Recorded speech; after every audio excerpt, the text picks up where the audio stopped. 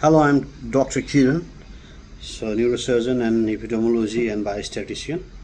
Today I'll be discussing about difference between confounding and biases. Confounding and biases are very confusing term, whether it's a epidemiological research or clinical research.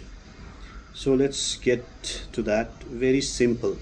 Most of the people in medical sciences and clinical trials, they just regard both the confounders and biases are same thing.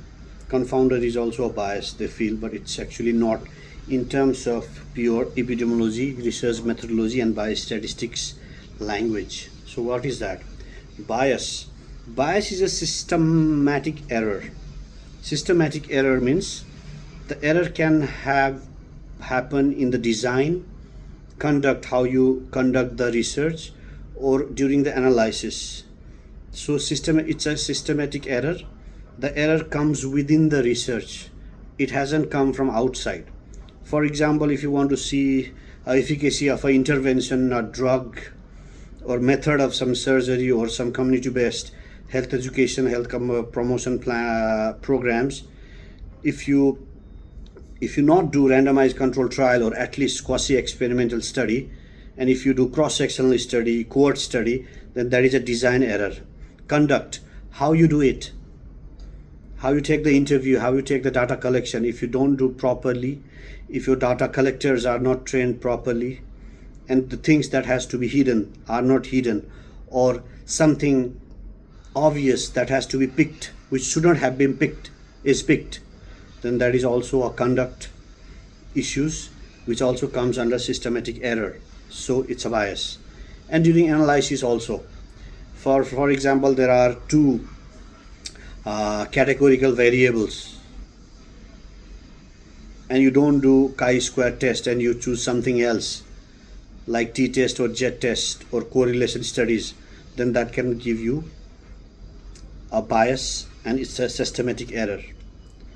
So it pushes the results far away from the truth, and the paper published with this kind of bias study can give a negative impact for the study as a whole, and also for the decision making bodies if they follow your study. For example, let's take a selection bias. There are a lot of examples of biases. So one of them is selection bias. So in that, participants are selected are not representative. So whatever study you have to do, the representative population, it has to be taken, then only it is called sample. So definition of sample itself is ample amount of representative sets from the population. That is the definition of sample. So sample should be representative of that population, for the population for which you want to make one conclusion or one narration or one policy. So information bias. Information, exposure and outcome are not correct, or they are not giving the correct information.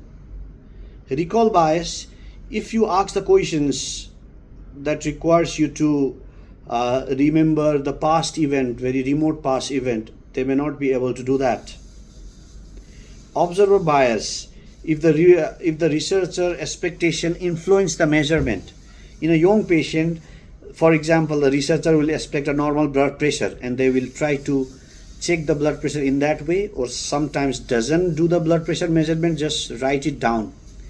For example, if people with the disease are more likely to remember past events than the healthy people. For example, if someone has a heart disease, then he will all remember, oh, my cholesterol was not controlled, I was not doing exercises, this and that. But if a healthy person, if you ask, and he doesn't have a heart disease, then he will say, okay. Even if he didn't do exercise, he will say, okay, I did exercise, I didn't went into any bad stuff, this and that. So that is, bias is a flaw in the study process. And now what is a confounding? Confounding occurs when a third variable outside the study is associated with both the exposure as well as the outcome, distorting the true relation between the exposure and the outcome.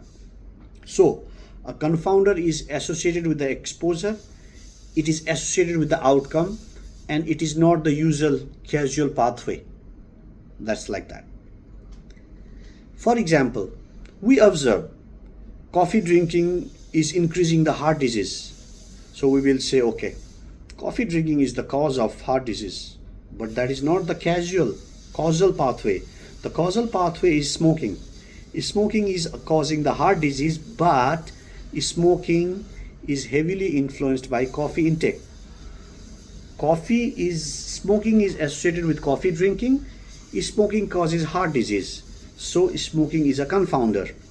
If you don't control for smoking, it may falsely appear that coffee causes the heart disease. So confounding is mixing of effects. Key differences. What is it? Bias is a systemic error. Confounding is a mixing of effects from the outside variable. Sometimes that's why we name that outside variable as the cause, which is actually not. That has to be controlled. Bias is caused by study design, the method of conducting the studies, and the confounding is done by the third variable. Bias is usually difficult to fix. Confounder can be adjusted statistically. If you cannot restrict during the study, you can restrict during the analysis part also.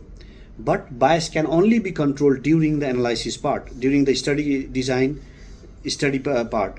Once it is already into your SPSS or any other software, it is difficult to control.